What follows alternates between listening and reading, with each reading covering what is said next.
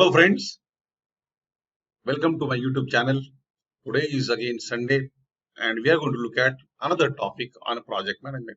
In last video, we talked about process groups in the project management and we also touched and the another aspect that is called knowledge areas. So in today's topic, we are going to talk about project management knowledge areas.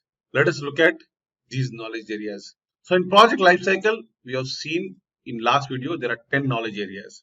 And these are the 10 knowledge areas which are in front of you. I'll briefly discuss these knowledge areas so that you can relate to yourself whether you are taking care of these knowledge areas or not. Most of you must be doing it, but what important is whether we are doing structurally with organized in an organized fashion or not. So first knowledge area is integration. First of all, let us look at what is the definition of knowledge area. Now, area of the project management defined by its knowledge requirement, described in terms of component processes, practices, inputs, output, tools and techniques. These are called knowledge areas. The first knowledge area is integration. Now, integration is an important aspect of project. Project success or failure depends on how integrated the project is.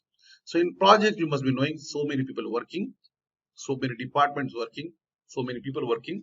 It is important to integrate these outputs of each and every departments, individuals.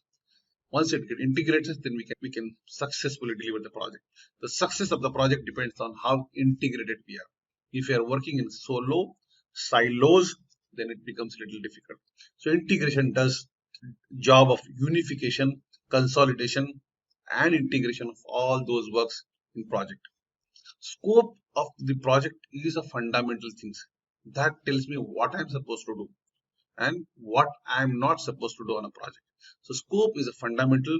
Based on that, the other part which are coming, the other knowledge areas like time. If I know what is supposed to be done, I should know what time it will take to do that job. If I do that, then I will know what is the cost required to complete that scope. The scope is a fundamental things. Based on that, the time part, the schedule part is decided. Based on that, the cost part is decided. So these are three: scope, time, cost, and most importantly, the quality aspect. What are the quality requirements? What are the specifications I should know about the project which I am going to deliver? And that is why quality as a knowledge area is important. To do a project, we need human resource. We need resources. Without resources, it's difficult to the project. And human resource is extremely difficult. I must know how do I deal with that, right? To do that, I must have a communication management plan. Remember, project manager spends 90% of his time on communication.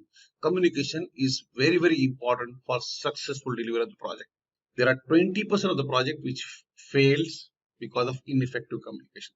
Now, on any project, risk are part and parcel of the project.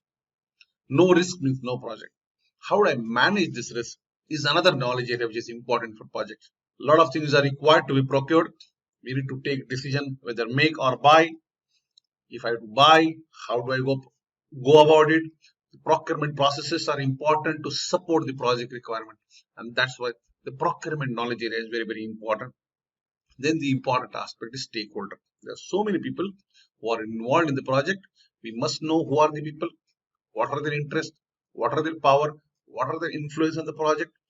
It may be your customer, it may be your sponsor, it may be your vendor, and there are so many other people even outside the projects which are very, very important to be identified and to be engaged for successful delivery of the project. So these knowledge area covers entire gamut of project requirement. I'm sure nothing is missed here. So I'm sure you got the gist of what are the knowledge areas and what is the brief thing about these knowledge areas and how they are important for project management. So each knowledge areas will have their own processes, and processes will have inputs and outputs, and there are tools and techniques to make sure the input is correctly processed and we get a right output. Each knowledge areas will have those processes, and those processes will fall into different process groups. We are going to look at that chart in my next video. Till then, I thank you very much for listening to me patiently and request you to follow me on YouTube, on Facebook, LinkedIn, and ajazkazi.com. The links are given in the description box. Thank you very much.